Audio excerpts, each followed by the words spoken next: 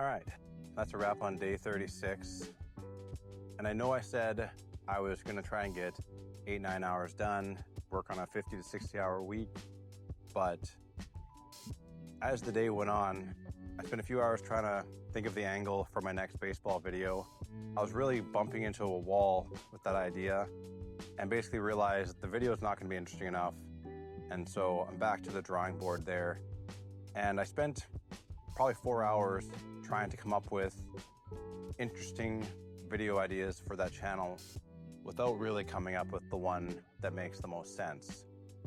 So that's gonna be a little bit of work in progress. And I was gonna play poker and I started to feel kind of foggy, and basically the same way that I felt anytime that I've gotten burned out in the last few months. So instead of ignoring it and pushing through until I end up just missing a few days with being foggy, so I decided to just take the evening off, make sure I got a good sleep, and try to come back better today. So I'm not gonna go for 60-hour weeks. 50 hours if it's reasonable and I feel like my energy levels are good, that can be fine. I'm still trying to think of what would be an interesting coffee video for the channel. I don't just want the coffee channel to just be me going to coffee shops, grabbing a drink, filming the shop. I want it to be more about, if you had 72 hours in that city, what are the things you might want to do? Like Vancouver, for example, you might want to go to the art gallery, you might want to go to the aquarium, you might want to go to Stanley Park. But I also feel like the show needs people in it. It needs other characters. It needs me to ask coffee shop owners, why did they pick the area of the city that they have their shop in? What did they like most about it? And same with maybe talking to curators at the art gallery. What draws, why do you work at this museum? What do you think is the best part about this museum? Things that make somebody who might even live in the city and haven't gone to those places be interested in checking them out. And so I haven't really figured out what I think the show should be. I've mentioned before the show Dirt on YouTube, where he goes to talk to a bunch of different restaurant owners, maybe does some local foraging, and then they kind of all make a big meal at the end of the show. The videography on that show is just amazing. That alone makes me want to watch it. But I know there's a similar show to that can be made about coffee, or where coffee is a main focus while also sort of being a travel show, talking to people from different countries, maybe a coffee shop in Turkey or a coffee shop in Morocco or London. What makes you drawn to coffee? Why do you want to do it in this city as opposed to, elsewhere? So that's kind of what took most of my focus last night. Got 4 hours of what I would call productive work. And I spent a couple other hours watching different baseball YouTube channels that I enjoy, trying to figure out what it is that makes their videos interesting. And one of them kind of gave me a crumb, I think, that I should try to explore a bit more.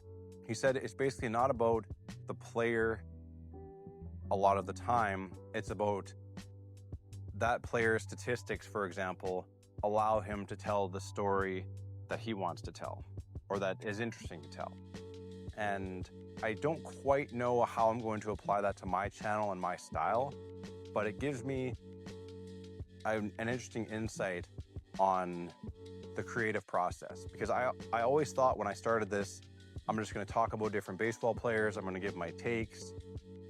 But there's so many good channels and so many insightful, well-researched videos done by guys sometimes who have film credentials. And some of them have worked for ESPN, for example. You're competing against very legitimate creators. And so it's not enough to just say, okay, this guy's the best player. You have to have a lot more, to come at it with a lot more. And similarly with coffee, the best guy in that space, in my opinion, is James Hoffman, who's won the World Barista Championships. He speaks like he's been on TV for years. He's very eloquent. He's very well spoken. He looks like a TV guy. So no wonder he has 1 million subscribers and a very successful niche in YouTube. Another thing I've been thinking about in the last few days is that I do need to allocate some amount of my time to studying hyperturbos. They represent a potential boost in my hourly wage if I can get good at those. I've said before, I think I need to study about 30 hours in a month to see a noticeable improvement, or even 15 hours a month and just do that for 2 or 3 months.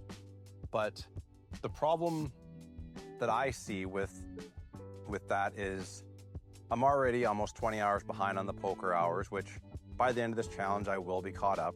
Don't worry about that.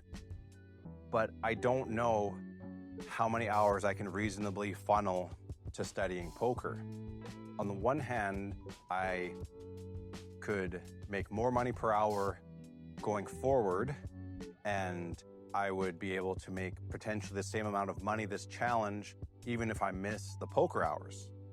But at the start of this challenge, I told myself I want to hit 405 hours in 90 days, and that I was treating it as a pass-fail. I either hit the numbers or I don't, which means that the choice is either do those study hours in addition to the roughly 200 hours a month that I'm going to be spending on this challenge, or short myself hours of poker, which means this challenge has failed and I'm pivoting to a 9-to-5. Because the entire challenge is 585 hours in 90 days, there's not a lot of wiggle room to add anything more. For example, the amount of time that I want to spend on YouTube and getting better at videography and so on, I'd love to spend 30 hours a month on that. That means less repetitions of actually getting good.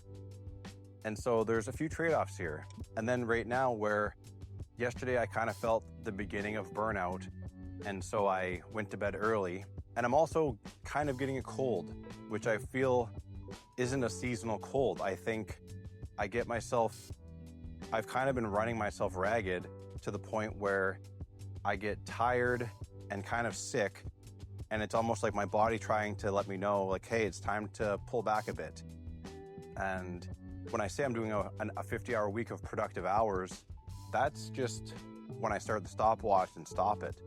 That doesn't count the 10 hours of fitness that I'm doing, or the 30 to 60 minutes while I'm eating a meal and I'm still watching YouTube videos or shorts or reels trying to learn how to improve on things. So in terms of everything I'm doing to make all of this happen, it's probably closer to 80 hours behind the scenes, because I need to do the fitness and I need to eat well to be able to grind as hard as I have. 30 hours of poker a week is already mentally draining enough. If I wasn't fit, I don't think I'd be able to do it at the level that I currently do it. So that's what's been on my mind the last kind of few days. Today, I'm gonna play it by ear. Maybe it's a 6-hour day. If it's an 8-hour day, it means that I've kind of got a second wind later on. 1 new subscriber, I think that puts us at 836. And that's all I got for today. Catch you guys tomorrow.